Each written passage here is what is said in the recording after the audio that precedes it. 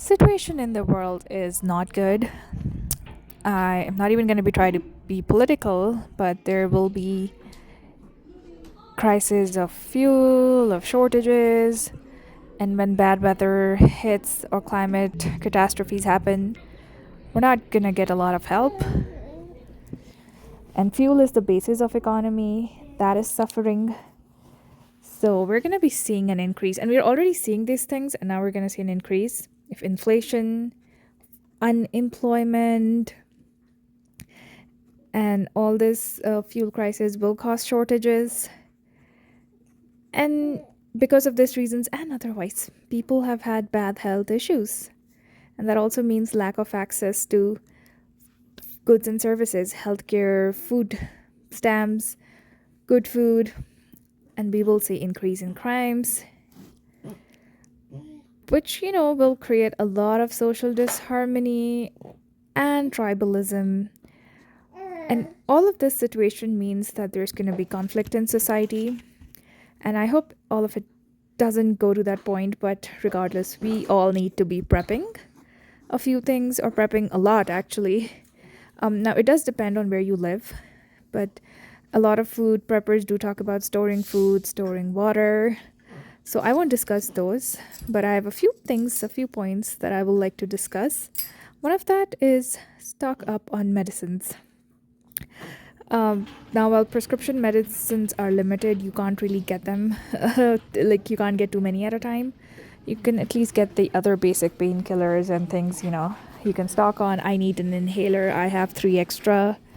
And then Tylenol for kids, especially if you have kids. Get kid medication as well. There's a coupon for it. I'll take it. And this ibuprofen, regular like Tylenol or pain relief. And then obviously medicines for children, Tylenol, it's a must to have. And then I have this inhaler that I use. I have a lot of it. So whatever medication you need, just get that. Then you need objects for your self-defense. And the US does grant people right to arms and ammunition, right to bear arms. That is the Second Amendment. So try learning how to use guns if you don't know that. Gun safety is a big issue. Don't just go and buy a gun. There is a whole process. Read up about it, and there should be classes happening around you where they teach you how to use guns safely, how to load, all of those things. Yes, definitely look into those, because when shit hit the fan, you never know who's gonna try to break into your house, into your car, follow you, harm you, hurt you. It depends on the type of catastrophe. So this is the only weapon I'm gonna show, a bat, but you wanna keep more than a bat. And a bat is good in some cases, but not all. Then we have to look at alternate methods of cooking, because electric stoves only work when electricity is there. But what if there's a hurricane or something and the power is out? The stove isn't going to work. What are you going to do then? So some of the things we have in the house includes this standard grill that we use for fun. But when there's no light or there's a power disconnect, this can be useful in case there's no food and we really need to cook or boil water. So this is a good one. Secondly is this clay outdoor stove. You keep the pot on top. You can put some wood sticks in there, and obviously keep some wood for burning and the lighter fluid and things like that. But you need to start the outdoor fire safely. But I think this would be a good one. And if it's like just power outage for a small time, you just want to have something inside the house. Just a little candle. I have this little clay pot. The candle wick is supposed to go through it, but it's not big enough. And yeah, obviously keep a matchstick.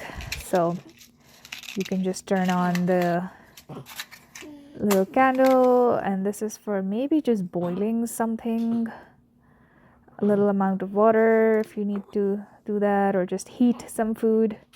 Yeah, the wick is a little small in this one. I think I'll have to get something with a bigger wick, but I can use it like this for now. And then just have some old beat up utensils you can use like this for boiling water.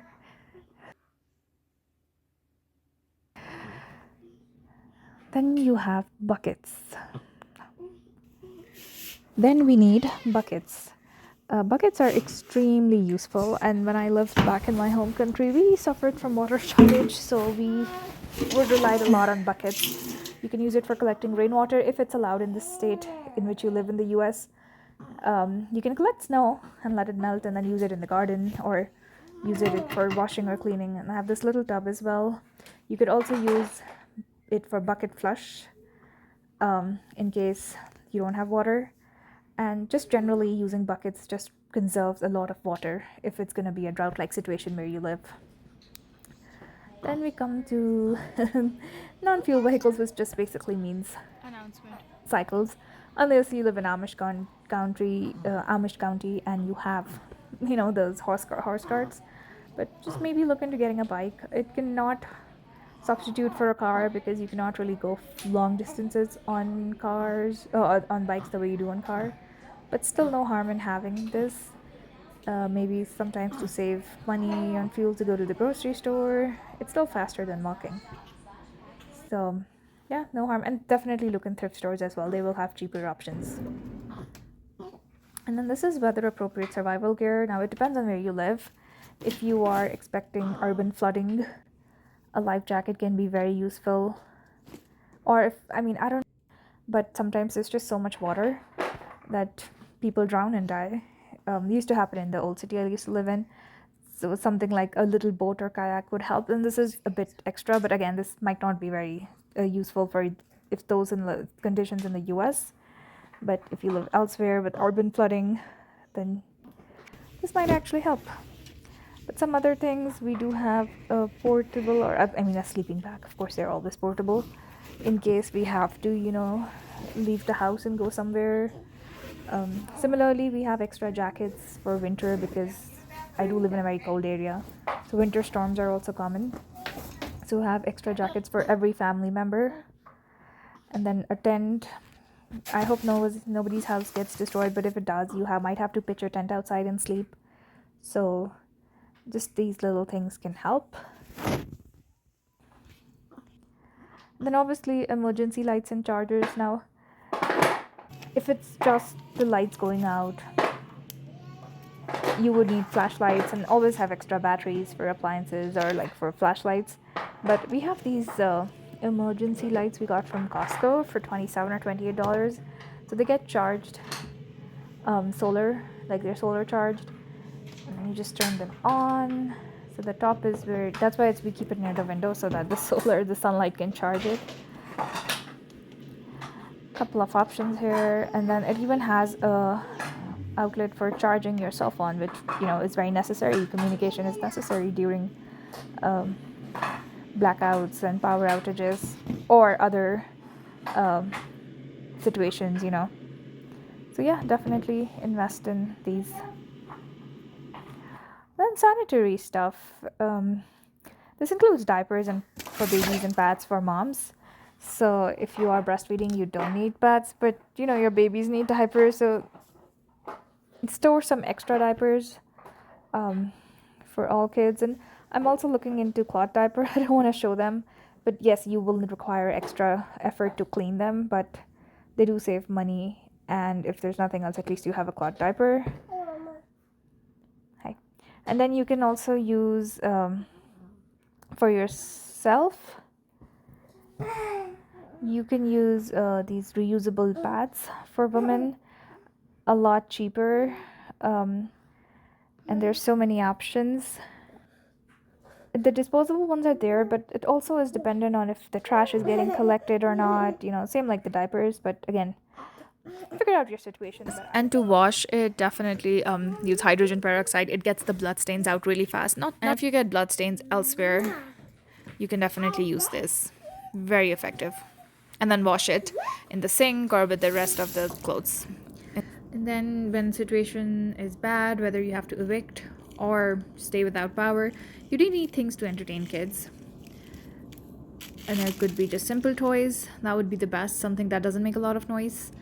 And along with toys, you also need fruits and food items. So like popsicle, even if you don't give your kids on a regular or ever, maybe if you have to evacuate, you want to give it to them. If orange is their favorite fruit, keep that in the pile. You can't store it for long, obviously, but just do whatever you can.